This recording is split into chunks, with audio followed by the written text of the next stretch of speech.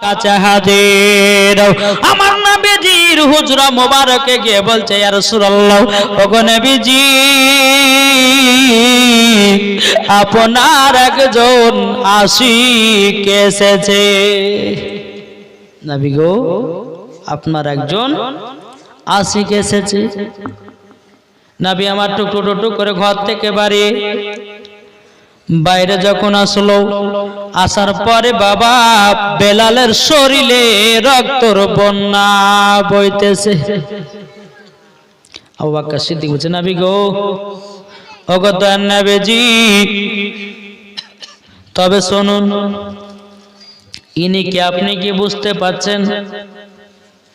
আমার নবী মুস্তাফা চোখের পানি ফেলা বলছো গো আবু বকর এটা হলো আমার আশিকে রাসূল বেলাল। সুবহানাল্লাহ। যেমন বাবা এই কথা বলেছে বেলাল চোখের পানি ফেলাইয়া দিয়েছে। ওগো নবীজি গো ওগো নবীজি কাফের দলের খুব অত্যাচার করেছে গো নবী, তবুও আমি কলমা ছাড়লাম না। বাবাজি সোনা মানিকেরা, বাবাজি মুসলমান ভাই, হযরতে বেলাল রাদিয়াল্লাহু তাআলা আনহু তিনি চোখের পানি ঝরঝর করে ফেলাতেছে। আমার নবীজি বলতেছে গো আবু বকর তবে শোনো গো, ঘরের ভিতরে যাও, একটা মাটির গ্লাস আছে, ওই গ্লাসটাতে এক গ্লাস পানি নিয়ে এসো। মন দিয়ে শুনেন, শুনবেন তো নাকি? একটু চাটা খেলেন বাবাজি মুসলমান ভাইয়েরাও, এ সোনা মানিকেরাও, যখন বাবাজি কথা বলো, বলার পরে বাবাজি আবু বকর সিদ্দিক রাদিয়াল্লাহু তাআলা আনহু তিনি কি করলেন, বাবাজি ঘরের ভিতরে কি একটা মাটির গ্লাসে এক গ্লাস পানি নিল। পানি নিয়ে আসার পরে নবী মুস্তাফার কাছে হাজির করে দিলেন। বলো গো নবীজি এই দেখেন পানি নিয়ে এসেছে। আমার নবী মুস্তাফা কি করলেন বাবা, ওই পানিতে বাবাজি আপনার একটু ফোঁপা দিয়ে দিলেন। ফু যখন দিয়ে দেওয়া, আমার নবী বলছে গো আবু বকর অর্ধেক পানি বেলালকে পান করায়া দাও, আর অর্ধেক পানি শরীরে মহলমের মতো করে লাগায়া দাও। যখনই বাবা লাগায়া দাও রে বাবা, আল্লাহর কি কুদরত, বেলাল জানো আবার সুস্থ হয়ে গেল। সুবহানাল্লাহ। নারে তাকবীর, নারে রিসালাত, মাসলাক আলা হযরত। সুস্থ যেন হয়ে গেল রে বাবা, সুস্থ হয়ে গেল। এদিকে বেরাদার মজা সামানিকেরা, অনেকে মানুষ আছে বা পানি পড়া বিশ্বাস করে না, আছেন না? অনেক আছে, অনেক আছে, যে পানি পড়া কি হবে। আরে ভাই নামের জামানা থেকে পানি পড়া আসতেছি। যদি আপনি কোরআন শরীফে এমন এমন আয়াত আছে রে বাবা, একবার যদি পানিতে ফু দিয়ে যদি পানি পান করা যায়, জীবনে পেটের অসুবিধা হবে না। সুবহানাল্লাহ। কিন্তু আমরা বাবা আমল জানি না। কি কথা জানি না, আমল করছে, সুদ খাচ্ছে, আমল করছে, চুরি করছে, আমল করছে, মিথ্যা বলছে, কি করে হবে? বাবাজি মুসলমান সোনা মানিকেরাও, এ সোনা মানিকেরাও, শোন বাবাজি আগে যাও। বেলাল যখন বাবা সুস্থ হয়ে গেল রে বাবাজি, এদিকে বেলাল রাদিয়াল্লাহু তাআলা আনহু তিনি বলতেছে বলো গো দয়াল নবীজি আপনার পানি পড়াকে পানি মেখে আমার শরীরটা যেন একটু সুস্থ হয়ে গেল। আমার নবী বলছে বেলাল গো তুমি পরীক্ষাতে ফার্স্ট হয়ে গেছো। এই বেলাল তুমি পরীক্ষাতে ফার্স্ট হয়ে গেছো গো বেলাল, তবে শুনে নাও তুমি কি পুরস্কার নিতে চাও, কি নাম নিতে চাও? বেলাল রাদিয়াল্লাহু তাআলা আনহু তিনি বলতেছিল, বলো ওগো দয়াল নবীজি গো, আমার কোন ইনামের পুরস্কারের দরকার নাই, নবী গো আপনি আমার হলে পরে জীবন ধন্য হয়ে যাবে। সুবহানাল্লাহ, জীবনটা ধন্য হয়ে যাবে, জীবনটা ধন্য হয়ে যাবে। বাবাজি মুসলমান ভাইরা, এ সোনা মানিকের, যখন বাবাজি কথা বলা, আমার নবী বলছে, বেলাল তুমি হলো আমার, বেলাল আমি হলাম তোমার।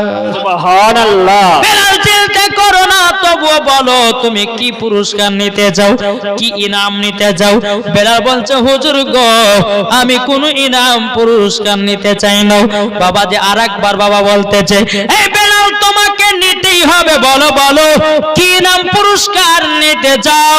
হযরতে বেলাল বলছে, নবী গো আপনার আগে আমি জান্নাতে যেতে চাই। যখনই বাবা এই কথা বলেছে, বেলাল বলছে, হুজুর গো বেয়াদবি মাফ করবেন, আমার মুখ থেকে ফসকে যেন কথাটা বেরিয়ে গেল, নবী গো আপনার আগে আমি জান্নাতে যাব না, মুখ থেকে যেন কথাটা বেরিয়ে গেছে। বলতেছে, বেলাল তুমি যখন মুখ দিয়ে বের করে যাও, আমার আগে তোমাকে জান্নাতে দেব। সুবহানাল্লাহ, নবীজি তবে শুনে নিন, আল্লাহ পাক আল্লাহ তাআলা আপনাকে তৈরি যদি না করো তো আসমান জমিন পাহাড় পর্বত নদী নালা গাছপালা জান্নাত দোজখ কোন জিনিসকে তৈরি করতে না গো নবী, আপনি আগে জান্নাতে যাবেন। আমার নবী বলছে, বেলাল তুমিও আগে জান্নাতে যাবে, আমিও আগে জান্নাতে যাব। সুবহানাল্লাহ। মা বোনেরা যে যেমন পারবেন, ওই মাহে রমজান দেখো দেখো এসেছে, মাহে রমজান, রমজানের ওই রোজার শেষে উঠলো ঈদের চাঁদ, জোরে বলেন রমজানের ওই রোজার শেষে উঠলো ঈদের চাঁদ, 12 রবিউল আউয়াল এসেছে, মাহে রমজান দেখো এসেছে। যারা নবীর দিওয়ানা রোজা তারা ছাড়বে না, ঠিক কিনা? আমার নিজের বানা গজাল, জোরে বলেন। যারা নবীর দিওয়ানা রোজা তারা ছাড়বে না, দেখলে পরে চিনা যায় নবীর দিওয়ানা।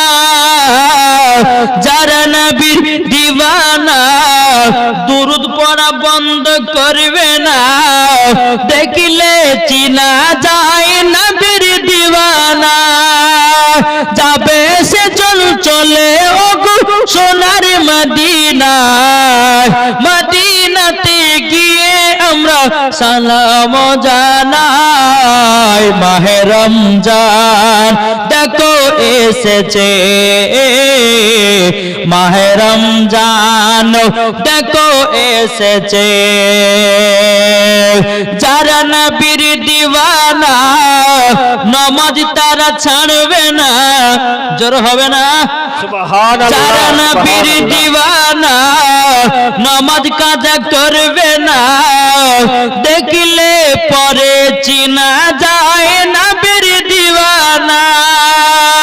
দেখো দেখো রমজানেতে রহমত ঝরেছে, খুশির তরে আল্লাহ দেখো জান্নাত খুলেছে, মাহে রমজান দেখো এসেছে, মাহে রমজান দেখো এসেছে। একটু জোর হবে না? সুবহানাল্লাহ, মোহাম্মদ বলুন সুবহানাল্লাহ। যারা নবীর প্রেমিক হবে যাবে তারা মদিনা, ঠিক কিনা? যারা নবী আশিকি হবে যাবে তারা মদিনা, মদিনাতে গিয়ে পাবো নবীজির সাফায়াত। আরে দিদার করো ওগো মুমিন তোমরা সবাই তাই, দিদার করো ওগো মুমিন তোমরা সবাই তাই, নবীর নাম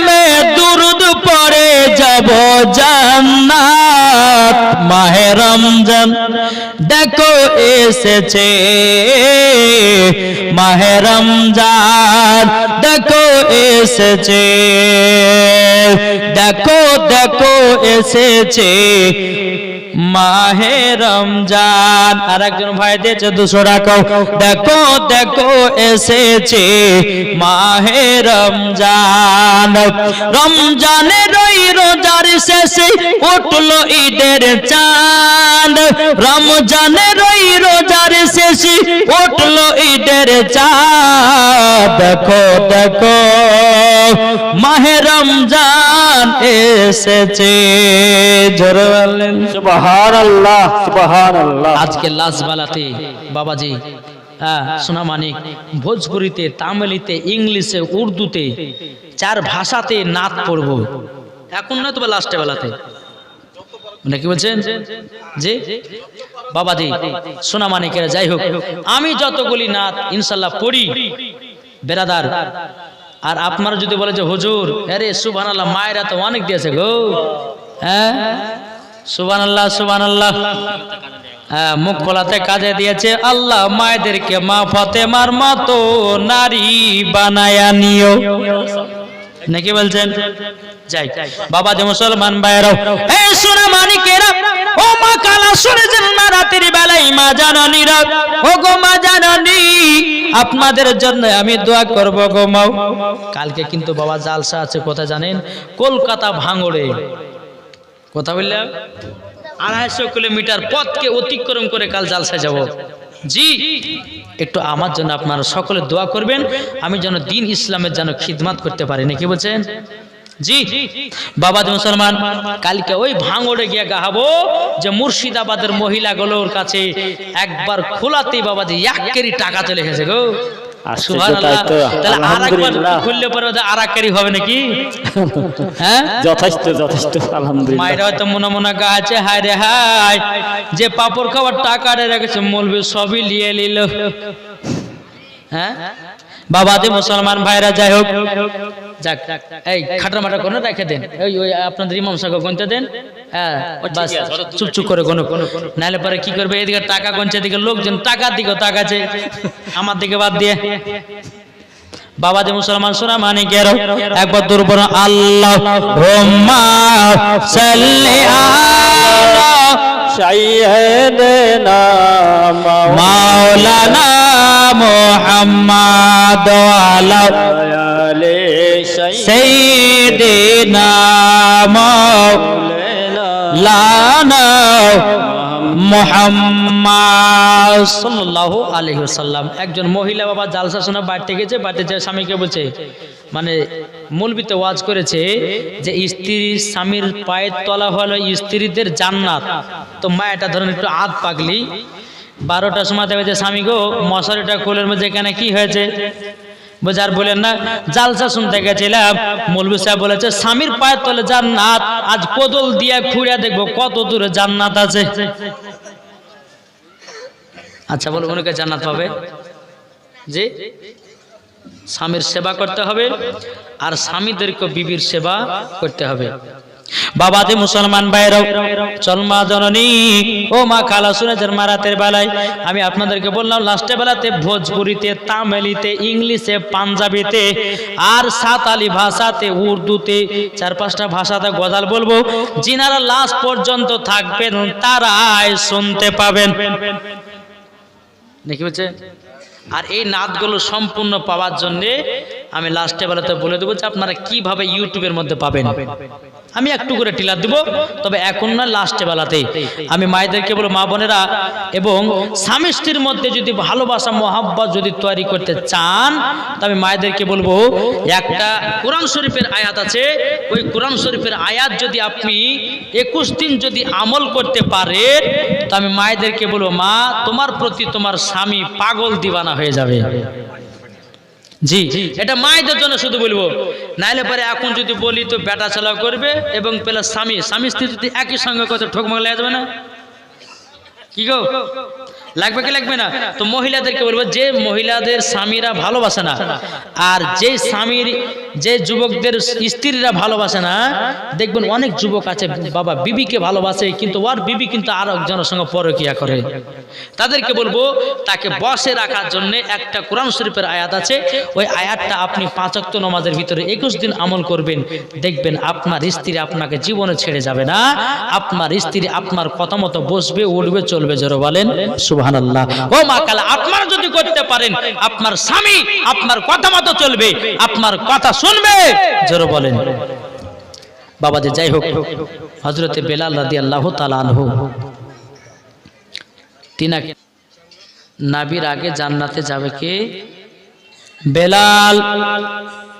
আমার নবীজি বলতেছেন, হে বেলাল, তবে শোনো গো শোনো,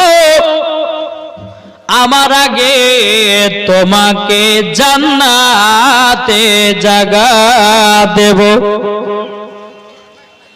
বলছেন নবী গো, আপনার আগে আমি জান্নাত যাব কেমন করে? ঠিক কি না? আমার নবীজি বলছে, বেলাল তবে শুনে রেখে দাও, আমি যে বোরাকের পিঠে চড়বো, বোরাক মানে জানেন তো, যেই বোরাকে পড়ে নবী আমার খোদার সঙ্গে দিদার করেছে, ওই বোরাকে চড়ে আমার নবীজি জান্নাতে যাবে। জোরে বলেন। আমার নবীজি বলছে, হে বেলাল তবে শুনো গো শোনো, আমি তোমাকে এই বোরাকের দড়িটা ধরিয়ে দেব, বোরাকের দড়িটা ধরিয়ে দেব। আচ্ছা বলুন, বোরাকের দড়ি যদি ধরানো হয় বাবা বলুন সামনে থাকবে না পেছনে? সামনে থাকবে। বাবাজি মুসলমান ভাইরা, এ সোনা মানিকেরা, তখন বলছে গো বেলাল, তুমি এই বোরাকের দড়ি ধরে ধরে সামনে সামনে টানবা, জান্নাতে তুমিও আগে ঢুকলে, বেলাল গো আমিও আগে ঢুকলাম। জোর বলেন সুবহানাল্লাহ। আর অন্যান্য সাহাবীরা বলতেছে, বলো গো নবীজি, আপনার কাছে একটা আবেদন করব গো। বলে কি আবেদন? বলে কি আবেদন? বলে আবেদনটা হলো এটা, নবী গো আপনি বেলালকে জান্নাতের সার্টিফিকেট দিলেন, কিন্তু ওগো নবীজি আমাদের সার্টিফিকেট কোথায়? আমার নবীজি বাবাজি হাদিস শরীফ থেকে প্রমাণিত, একটা নয় দুটো নয়, আমার নবীজি দুনিয়ার সার জমিনে বাবাজি মুসলমান ভাইরা, বাবাজিরা নবীজি 10 জন সাহাবীদেরকে জান্নাতি বলে ঘোষণা করে দিয়েছে। আমার রাহমাতাল লিল আলামিন দুনিয়ার সার জমিনে দাঁড়িয়ে দাঁড়িয়ে 10 জন সাহাবীদেরকে জান্নাতের সার্টিফিকেট দিয়েছে। জোরে বলেন, এটা কোন নবী? এটা আমাদের নবী। জি জোরে বলবেন না? বাবাজি বেলাল বলছে, হুজুর তাহলে আপনার আগেও আমি জান্নাতে যাব? বলে হ্যাঁ যাবা। কিন্তু বেলাল বলছে, হুজুর গো, ওগো হুজুর, তবে আপনার উম্মতেরা জান্নাতে কে যাবে না? আমার নবীজি বলতেছ গো বেলাল, বেলাল যে আমার উম্মত আমার সুন্নাতকে মেনে চলবে, পাবন্দ থাকবে সুন্নাতের ভিতরে, ওগো বেলাল আমার সাথে করে জান্নাতে নিয়ে যাব। জোরে বলেন সুবহানাল্লাহ। ও যুবকেরা রে, ও ভাই, ও মা কালারা, শুনে যাও মা রাতের বেলায় মা জননীরাও, যদি নবীর সুন্নাতকে যদি আমরা মেনে মরতে পারি, যদি নবীজির সুন্নাতগুলোকে আমল করে যদি মরতে পারি, আমার নবীজির সাথে করে জান্নাতে নিয়ে যাবে। বেরাদুল ইসলাম মাদ্রাসা মানিকেরাও, এ সোনা মানিকেরাও, তাই বাবাজি আপনাদেরকে বলতে চাই, বেরাদুল ইসলাম মাদ্রাসা মানিকেরাও, এদিকে হযরতে বেলাল রাদিয়াল্লাহু তাআলা তিনি বাবা পুরোপুরি সুস্থ হয়ে গেল। সুস্থ হয়ে যাওয়ার পরে বেরাদুল ইসলাম মাদ্রাসা মানিকেরাও, আবু বকর সিদ্দিক রাদিয়াল্লাহু তাআলা বলতেছে, ওগো নবীজি গো, এখন বেলালকে বাড়িতে নিয়ে যায়। বেলাল রাদিয়াল্লাহু তাআলা আনহুকে বাবাজি আপনার বাড়িতে নিয়ে গেলেন। বাড়িতে নিয়ে যাওয়ার পরে কিন্তু বেলালের বাবা মন টিকে নাও, আমার নবীকে এত মহব্বত করে রে বাবা, নবীকে এতটা ভালোবাসে, বেলালের কিন্তু মন আর ছোটে না। বেলালের ইসলাম ওয়াজা সামানে গেরাও আবু বকর সিদ্দিক রাদিয়াল্লাহু তাআলা আনহু তিনি বলতেছে, হে বেলাল তোমাকে হাতের লেখা শিখতে হবে। এ বেলাল তবে শোনো গো শোনো, তোমাকে হাতের লেখা শিখতে হবে। কিন্তু বেলাল বলছে, গো আবু বকর ভাই আমি কেমন করে হাতের লেখা শিখব? আবু বকর সিদ্দিক রাদিয়াল্লাহু তাআলা আনহু তিনি বাবা একটা গাছের ডাল কেটে নিয়ে আসলো। গাছের ডাল কেটে নিয়ে আসার পরে কলম বানানো বাবা, কলম বানিয়ে ভিতরে কালি ঢুকায়া বাবা যে কাপড়ের ওপরে লেখা শিখতেছে। তখন তার বাবা আপনার কলমও ছিল না আর পেপারও ছিল না। হযরত বেলাল বাবাজি ওই রকম ভাবে লেখা শিখতে লাগলো। শিখতে শিখতে শিখতে একজন আবু বকর সিদ্দিক রাদিয়াল্লাহু তাআলা আনহু তিনি আমার নবীজির দরবারে গেছেন। আমার নবীজি বলতেছে, ওগো আমার সাহাবীরা তবে শোনো গো শোনো, যারা আল্লাহর রাস্তাতে শহীদ হয়ে যায় শহীদের রক্তর থেকে একজন আলেমের হাতের লেখার দাম বেশি। কি বললাম? যারা আল্লাহ রাস্তাতে শহীদ হয়ে যেছে বাবাজি শহীদের রক্তর থেকে একজন আলেমের হাতের লেখার দাম বেশি। যখনই বাবা এই কথা বলা আবু বকর সিদ্দিক রাদিয়াল্লাহু তাআলা আনহু তিনি বাবা নবীজির কাছে চলে এসেছেন। আসার পরে বাবাজি নবীজির কাছ থেকে বিদায় নিয়ে টুকটু করে বাড়িতে গেল। বেরাদার বেলাল জানো আপনার কাপড় লাগতেছেন। হযরত আবু বকর সিদ্দিক রাদিয়াল্লাহু তাআলা আনহু বলতেছে, গো বেলাল তোমার হাতটা দাও, হাতটা দাও। যখন বাবা হাতটা দিয়েছে হযরত আবু বকর সিদ্দিক রাদিয়াল্লাহু তাআলা আনহু বাবাজি বেলালের হাতে একটা চুমা দিয়ে দিয়েছে। বেলাল বলতেছে, গো ও বকর ভাই কি ব্যাপার, আপনি আমার হাতে চুমা দিলেন কেন? আবু বকর সিদ্দিক রাদিয়াল্লাহু তাআলা আনহু তিনি বলতেছে, বলো গো বেলাল আজকে আমি নবীজির দরবারে গেছিলাম। যাওয়ার পরে আমার নবীজি বললেন, একজন আল্লাহর রাস্তায় যারা শহীদ হয়ে যায় শহীদের রক্ত থেকে একজন আলেমের হাতের লেখার দাম বেশি। ও গো বেলাল ওর জন্য তোমার হাতে চুমাটা দিয়েছে। আবু বকর সিদ্দিক রাদিয়াল্লাহু তাআলা আনহু তিনি বলতেছেন, বলো গো তোমরা শুনে রেখে দাও, বলো গো বেলাল তুমি তো নবীকে মহব্বত করো, তুমি তো নবীকে ভালোবাসো।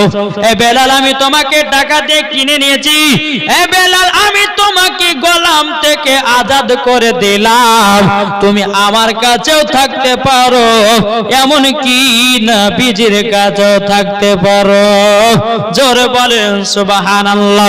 বাবাজি মুসলমান ভাইরা সোনা মানিকেরা, আমার বেলাল নবী মুস্তাফার কাছে বাবা সবসময় বাবা আপনার থাকতে লাগলেন নবীর খিদমতে, বাবা নবীর হাতে পাতে সবসময় বাবা বেলাল থাকতে লাগলো। বাবা এরকম ভাবে নিয়ে বেরাদ ইসলাম মুআজ্জাজ মানিকেরা বহুত বড় বাবা লম্বা ঘটনা। বেরাদার আগতে বাবা আজানও ছিল না, বাবা যে নামাজ তখন পড়া হতো চুরি চুরি করে নামাজ পড়া হতো। আজ আমরা মুসলমান এত সুন্দর মসজিদ বানিয়ে বাবা 5 ওয়াক্ত নামাজ পড়তে পারে না। আমার নবীজি ইসলামটাকে এত কষ্ট করে প্রচার করেছে রে বাপ, আমরা শান্তি পেলাম নামাজ পড়তে পারলাম না। বেরাদার মুআজ্জাজ সামানি কিরাম, বাবাজি হযরতে বেলাল রাদিয়াল্লাহু তাআলা আনহু তিনি নবীজির কাছে থাকতে লাগলেন। মক্কাতে অত্যাচার হতে লাগলো। কি অত্যাচার?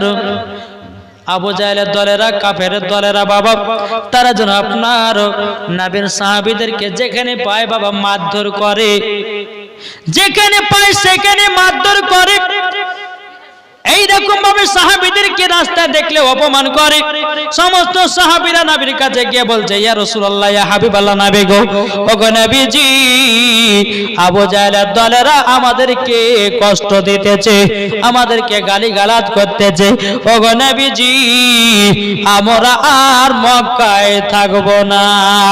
আমার নবী বলতেছে, সাহাবীরা তবে শোনো গো, তোমরা মক্কা থেকে হিজরত করে সোনার মদিনায় চলে যাও, সোনার মদিনায় চলে যাও।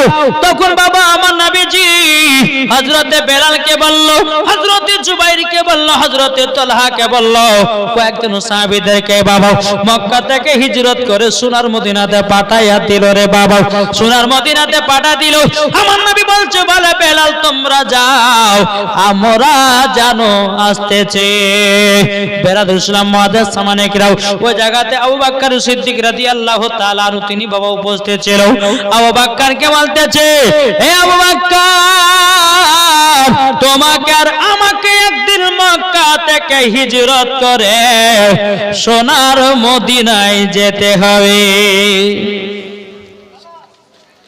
বেলাল রাদিয়াল্লাহু তাআলা আনহু ৩-৪ জন সাহাবীদেরকে নিয়ে কোথায় গেলেন? মক্কা থেকে মদিনা শরীফ। মদিনাতে যখন পৌঁছালো, 1 মাস বেলাল পার করলো, আর অন্যান্য সাহাবীরা যে তারা পার করলো, কিন্তু মদিনা শরীফের পানি বাবা শুট করলো না। যার জ্বর আপনার জ্বর জ্বালা হতে লাগলো, সর্দি কাশি হতে লাগলো। বাবাজি মুসলমান ভাইরাও, এ সোনামানিকেরাও, এদিকে বাবাজি সোনামানিকেরা, আমার নবী মুস্তাফা সাহেবে রাউলাক সাল্লাল্লাহু তাআলা আলাইহি সাল্লাম, তিনি বাবাজি আপনার মক্কা থেকে হিজরত করে বাবা সোনার মদিনাতে যাবে। বেরাদার, আল্লাহ পাক আল্লাহ তাআলা বলছে, বলো গো নবীজি, আপনাকে হিজরত করে চলে যেতে হবে সোনার মদিনায়। এদিকে বাবা কাফেরের দলেরাও আমার নবী মুস্তাফার বাড়িটাকে আপনার ঘেরা করে নিয়েছে। বাবা বাড়িটাকে যখন বাবা ঘেরা করে নেওয়া, আমার নবীকে বাবা কোন জায়গা যেতে দেবে না।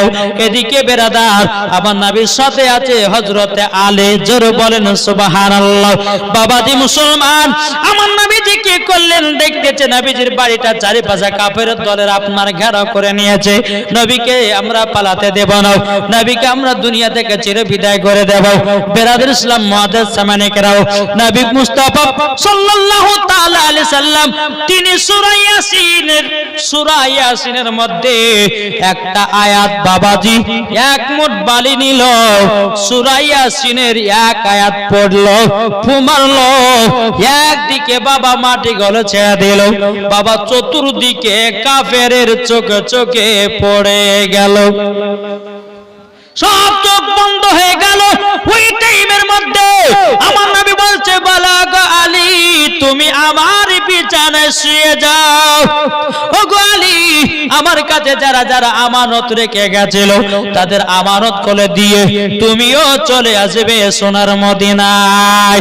এদিকে আলী রাদিয়াল্লাহু তাআলা আনহু তিনি মনে মনে চিন্তা করতেছেন, বলে আল্লাহ গো, আল্লাহ আমার নবী যখন বলেছে আমানতের জিনিসগুলো দিয়ে মদিনাতে যাবে, আলীর বিশ্বাস হয়ে গেছে কাফেরের দলেরা আমার চুল পরিমাণের ক্ষতি করতে পারবে না।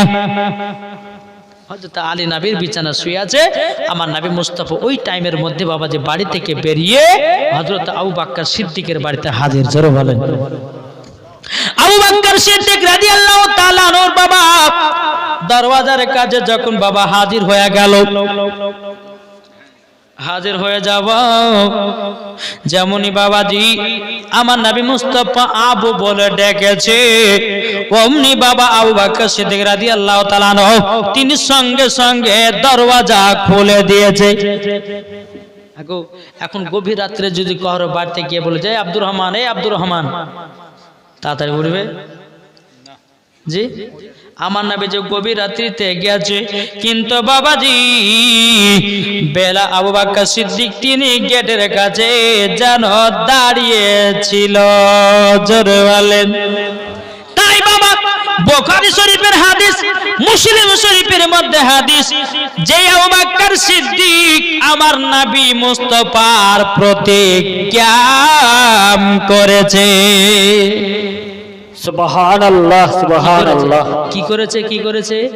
কিয়াম করেছে। কিয়াম কিতাবের মধ্যে পাওয়া যায় হযরত আবু বকর সিদ্দিক রাদিয়াল্লাহু তাআলা গেটের কাছে বাবা এক মাস দাঁড়িয়ে ছিল, কোন কিতাবে বলছে 3 মাস, কোন কিতাবের মধ্যে বলতেছে বাবাজি 1 বছর দাঁড়িয়ে দাঁড়িয়ে সালাতু সালাম পড়েছে। আর এরা বলে হাদিস থেকে দূরে দূরে পায় না, বুঝো নবীর প্রতি কিয়াম করা যাবে না, নবীর প্রতি দুরূদ পড়া যাবে না।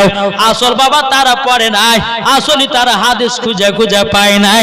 বাবাজি হাদিস যদি জানতে হয় সুন্নি মাওলানার কাছে যাও, গাড়ির তোমাকে হাদিস শোনায়া দেবে, ঠিক না বাবাজি? শোনা মানিকেরা, হযরতে আবু বকর সিদ্দিক আবু বলে ডেকেছে, অমনি বাবা দরওয়াজা খুলে দিয়েছে। আমার নবী বলছে, আবু বকর কি ব্যাপার, তুমি কি ঘুমাও নাই? আবু বকর সিদ্দিক বলছে, গো নবীজি, যেদিন আপনি আমাকে বলেছেন, বলো গো বকর, তোমাকে আর আমাকে হিজরত করে সোনার মদিনাতে চলে যেতে হবে। ও গো নবীজি, সেই দিন থেকে নিয়ে আমি বিছানায় একদিনও পিঠ লাগাই নাই। নবী গো দাঁড়িয়ে দাঁড়িয়ে সালাম পড়েছে। সুবহানাল্লাহ সুবহানাল্লাহ। মুসলমান ভাইরা, এই সোনা মানিকেরা, আমার নবী বলছে, বলো আবু বকর গো তাড়াতাড়ি করে চলো, আমরা মক্কা থেকে হিজরত করে সোনার মদিনাতে যাচ্তেছি। এদিকে আমার নবী বলছে, গো আবু বকর, তোমার বিবিকে বাল বাচ্চাদেরকে বলে দাও কবে আসবো না আসবো কোনো ঠিক ঠিকানা নাই। আবু বকর সিদ্দিক বলছে, ও গো নবীজি, আমার বিবির থেকে নবী গো আপনাকে বেশি মহব্বত করি।